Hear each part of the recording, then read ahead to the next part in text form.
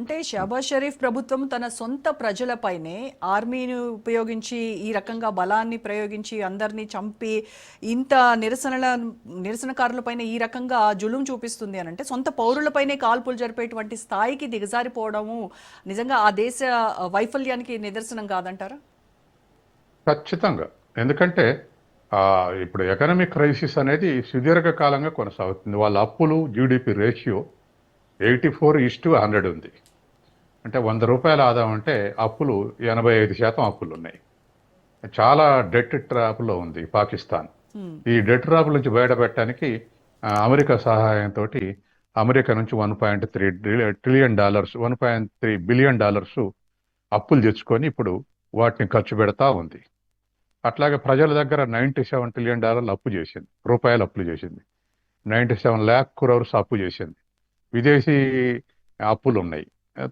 దీంతో ఇవాళ IMF bailout పథకం ద్వారా ఏదో కొస డొక్కుతోటి కొనసాగుతూ ఉంది. కాబట్టి ఇది దీర్ఘకాలికంగా క్రైసిస్లో ఉంది.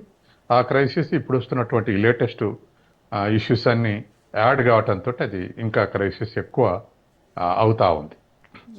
సార్, ఇప్పుడు భారత్లో మేము కలుస్తాము అని చెప్పేసి పిఓకే ప్రజలు అంతలా నినదిస్తున్నారు అని అంటే దానికి వెనకాల ఉన్నటువంటి అసలు కారణం ఏంటంటారు? అంటే కాశ్మీర్ లోయలో భారత్ సాధిస్తున్నటువంటి అభివృద్ధిని చూసి ఇక్కడ సేఫ్టీ కావచ్చు, ఆర్థిక ప్రయోజనాలు కావచ్చు, వీటన్నింటినీ చూసి వాళ్ళు తీసుకుంటున్నటువంటి నిర్ణయంగా చూడాలంటారా? అప్పుడే కాశ్మీర్ ఫలితాలు పెద్దగా వచ్చిందేమీ లేదు. 370 ఆర్టికల్ వచ్చిన తర్వాత క్వాలిటేటివ్ చేంజెస్ ఏం మనకి ఇంకా ఎకనామిక్ ఇండికేటర్స్ అవైలబుల్ లేవు. కానీ ప్రశాంతతని కోరుకుంటారు ఎక్కడైనా ప్రజలు. కాబట్టి పిఓకేలో ఉన్నటువంటి డిస్టర్బెన్సెస్, మేము పిఓకేలో ఉండటం వల్లనే ఇటువంటి డిస్టర్బెన్సెస్ ఫేస్ చేస్తున్నాం. కాబట్టి స్థిరమైనటువంటి లైఫ్, ఒక సస్టైనబుల్ లైఫ్ కావాలి అని ప్రజల కోరిక ఉండేటువంటి అవకాశం ఉంది. తర్వాత బోర్డర్ ఘర్షణలన్నీ కూడా పిఓకే చుట్టే అమలై ఉన్నాయి.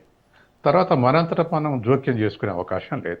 ఎందుకంటే లైన్ ఆఫ్ కంట్రోల్ని ఇప్పుడున్నటువంటి పిఓకే బోర్డర్ని లైన్ ఆఫ్ కంట్రోల్గా రెండు దేశాలు మనం కూడా అంగీకరించే సిమ్లా అగ్రిమెంట్ చేసుకున్నాం బంగ్లాదేశ్ విముక్తి తర్వాత. కాబట్టి లైన్ ఆఫ్ కంట్రోల్ ఒకసారి యాక్సెప్ట్ చేసుకున్న తర్వాత మనంతటా మనం జోక్యం చేసుకొని మిలిటరీ యాక్షన్ మరొకటి ద్వారా స్వాధీనం చేసుకునే అవకాశం లేదు. కాబట్టి అవి చర్చల ద్వారా జరగాల్సిందే. ఇది పాకిస్తాన్ ఇవాళ పిఓకేలో జరుగుతున్నటువంటి ఆందోళనలు డెఫినెట్గా పాకిస్తాన్ ప్రభుత్వం మీద ప్రెజర్ క్రియేట్ చేస్తుంది. ఈ ఒత్తిడిలో ఏదో ఒక చర్చలకు భారతదేశంతో జరపాలి అనేటువంటి ఒత్తిడి సృష్టించేటువంటి అవకాశం ఉంది. అంటే బలూచిస్తాన్ నుంచి మొదలై ఇప్పుడు పిఓకే వరకు పాక్ చేస్తున్నటువంటి అకృత్యాలపై మొత్తం గమనిస్తున్నటువంటి ఈ అంతర్జాతీయ మానవ హక్కుల సంఘాలు కావచ్చు, యుఎన్ఓ కావచ్చు, ఎందుకు మౌనంగా ఉన్నాయి సార్? ఇప్పటికే బ్రిటిష్ పార్లమెంట్ సభ్యులు 30 మంది పార్లమెంట్ సభ్యులు బ్రిటిష్ గవర్నమెంట్కి ఒక అప్పీల్ చేశారు.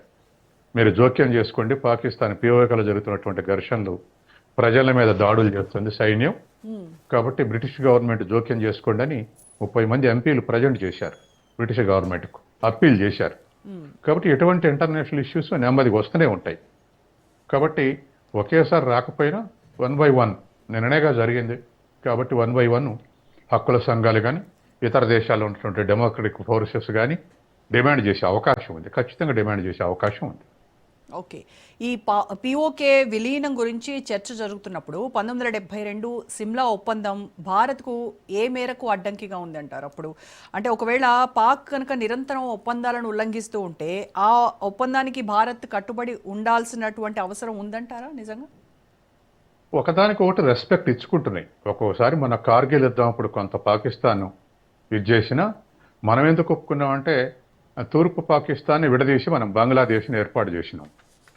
బంగ్లాదేశ్ని ఏర్పాటు చేసిన తర్వాత తీవ్రమైనటువంటి ఘర్షణలు జరిగినాయి మనకు పాకిస్తాన్ సైన్యానికి. అప్పుడే పెద్ద ఎత్తున కోట్ల మంది బంగ్లాదేశ్ నుంచి మన దేశానికి శరణార్థుల రూపంలో వచ్చారు.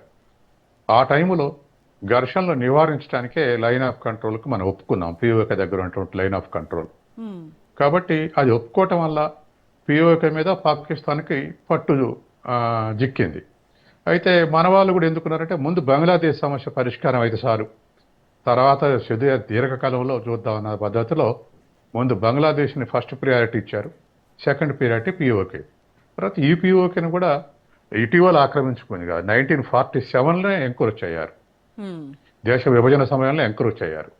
కాబట్టి సహజంగానే రెస్పాన్సిబుల్ ఉన్న పర్సన్కి ఇర్రెస్పాన్సిబుల్గా బిహేవ్ చేసే పర్సన్కి ఏం తేడా ఉంటుందో మనకు పాకిస్తాన్కి ఆ తేడా ఉంది. నెహ్రూ ఆధ్వర్యంలో డెమోక్రటిక్గా వ్యవహరించేటువంటి గవర్నమెంట్కు అట్లా కాదు మతతత్వంతో జిన్నా వ్యవహరించిన తీరుకు తేడా ఉంటుంది కదా ఎప్పుడైనా. హ్మ్. హ్మ్. అటువంటి తేడా ఉన్నప్పుడే ఆ 1947లో ఈ పిఓకేని ఆక్యుపై చేశారు పాకిస్తాన్ వాళ్ళు. కాబట్టి అక్కడ మరొక యుద్ధం చేయటం వేస్ట్ అనుకొని చెప్పేసి ప్రశాంతంగా విభజన అప్పటికే ఊచకోతలు జరుగుతున్నాయి మనకు పాకిస్తాన్కి మధ్య, లక్షల మంది ఊచకోతలు పోయబడ్డారు. కాబట్టి నెక్స్ట్ పీస్ అవసరం కాబట్టి లైన్ ఆఫ్ కంట్రోల్ పిఓకే దగ్గర ఒప్పుకున్నాం. అందులో మనకు ఆ, ఆ కాశ్మీరు మన ఆధ్వర్యంలో ఉంటే ఆడికే సంతోషపడ్డాం. పాకిస్తాన్ మన భారతదేశంలో జాగ్రత్తని యాక్సెప్ట్ చేయటంతో. కాబట్టి ఆనాడున్న పరిస్థితులు వేరు, ఈనాడున్న పరిస్థితులు వేరు.